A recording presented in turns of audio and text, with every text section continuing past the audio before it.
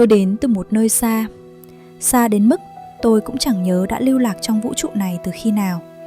Và đã bao lâu kể từ ngày thiên hà quê nhà của tôi, Lystria, bị một hố đen nghiền nát trong vô tận.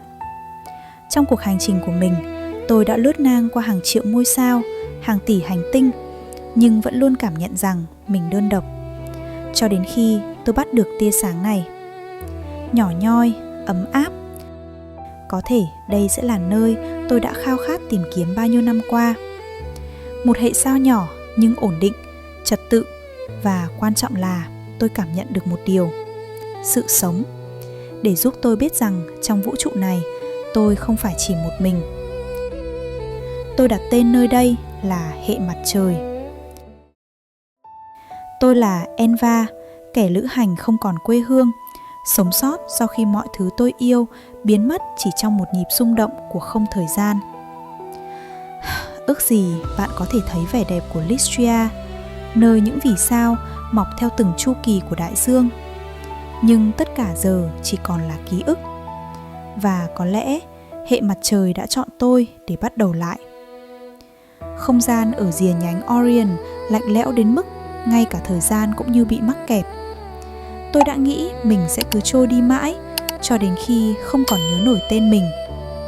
Nhưng rồi tần số ánh sáng đó chạm vào tôi, không gấp gáp, không hỗn loạn. Nó nhịp nhàng như nhịp tim của một sinh vật đang ngủ yên. Tôi tiến lại gần, và càng đến gần, tôi càng cảm thấy điều gì đó quen thuộc.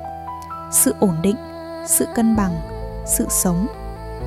Lystria của tôi ngày xưa cũng từng như thế. Mặt trời, cái tên tôi đặt cho ngôi sao lùn vàng ở trung tâm hệ sao này, tỏa thứ ánh sáng dịu dàng nhưng bền bỉ.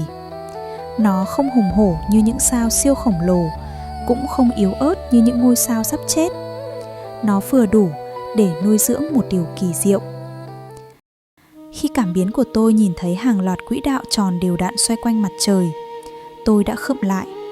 Không có hỗn loạn, không có va chạm, một sự trật tự kỳ lạ của vũ trụ và sự hoàn hảo, đôi khi đáng sợ. Tôi sẽ bay thẳng vào trung tâm của hệ sao này, như cách tôi đã làm với hàng triệu hệ sao khác mỗi khi bắt gặp trên hành trình cô độc của tôi, để khám phá xem ở đây có gì và tại sao nó mang lại cho tôi cảm giác gần gũi đến vậy.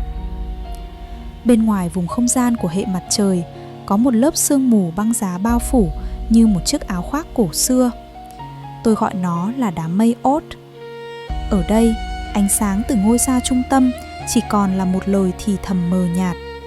Mặt trời, cái tên tôi đặt cho thiên thể nuôi dưỡng hệ sao này, nhỏ đến mức trông như một hạt bụi lạnh giữa bóng tối vô tận.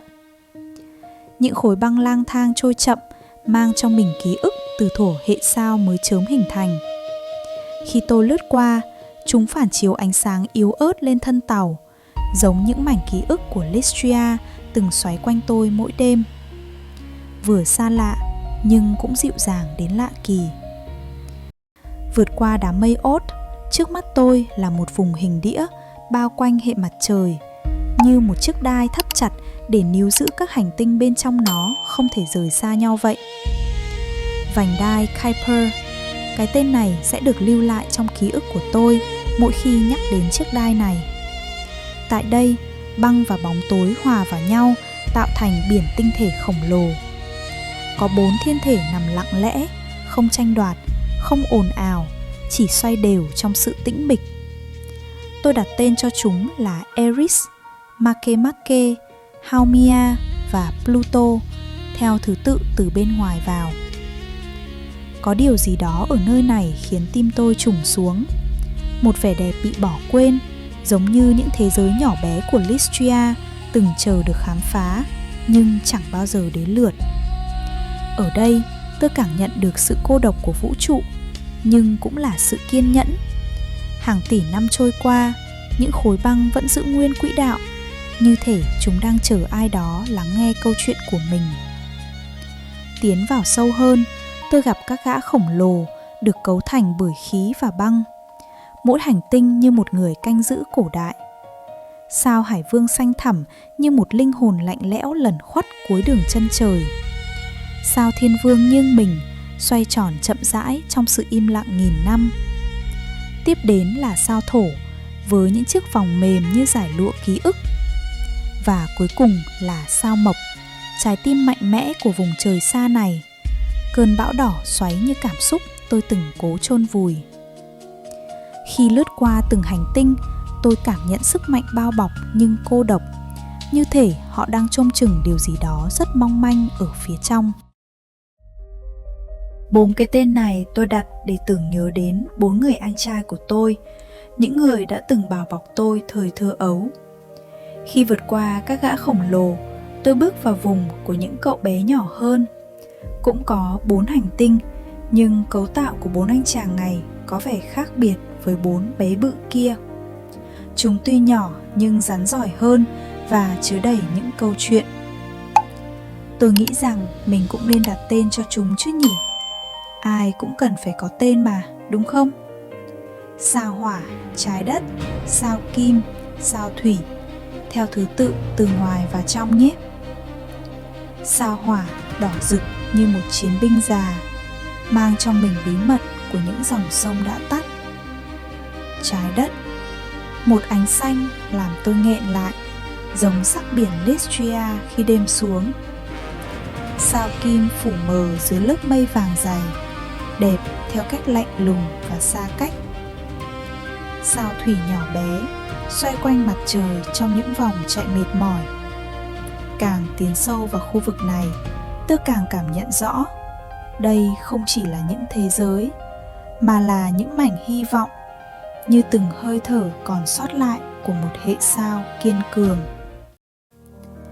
Và rồi tôi thấy nó, mặt trời. Không phải một ngôi sao khổng lồ, không dữ dội và hỗn loạn như những ngọn lửa tôi từng lướt qua trong hành trình của mình. Ánh sáng của nó ấm, đều, kiên nhẫn, như thể đang giang tay chào đón tôi sau hành trình dài vô tận. Khi tiến gần hơn, tôi cảm nhận được hơi ấm xuyên qua lớp vỏ tàu, thứ cảm giác tôi tưởng đã mất cùng Lystria. Bao hành tinh đã quay quanh nó suốt hàng tỷ năm, như những đứa con trung thành tìm hơi ấm từ mẹ mình. Đứng trước mặt trời, tôi chợt hiểu vì sao hệ sao này khiến tôi gần gũi đến vậy. Nó có trái tim, và trái tim ấy đang đập.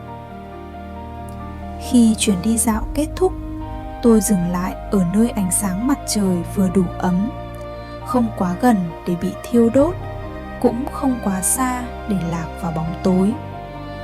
Từ điểm này, toàn bộ hệ sao trải dài trước mắt tôi như một bản nhạc cổ.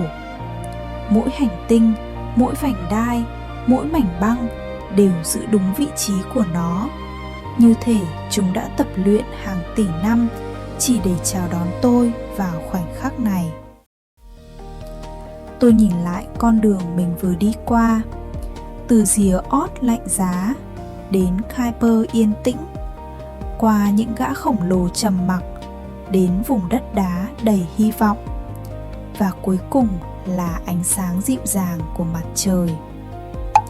Có điều gì đó trong sự hài hòa này khiến lồng ngực tôi siết lại, cảm giác mà tôi tưởng mình đã đánh mất khi Lystria biến mất dưới chân trời sự kiện.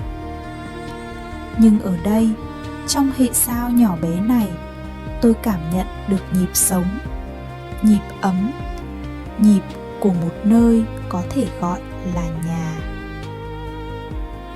Tôi không biết định mệnh đã đưa mình đến đây bằng cách nào, nhưng khi nhìn vào ánh sáng vàng đang lan nhẹ qua lớp vỏ tàu, tôi hiểu rằng hành trình lưu lạc của tôi chưa kết thúc, nó chỉ mới bắt đầu. Và ở video tiếp theo, tôi sẽ tiến đến thế giới đầu tiên, nơi gần mặt trời nhất. Bạn hãy đăng ký và bật chuông thông báo để đón xem nhé. Hẹn gặp bạn trong phần 2, Sao Thủy, thế giới của những vòng quay vội vã.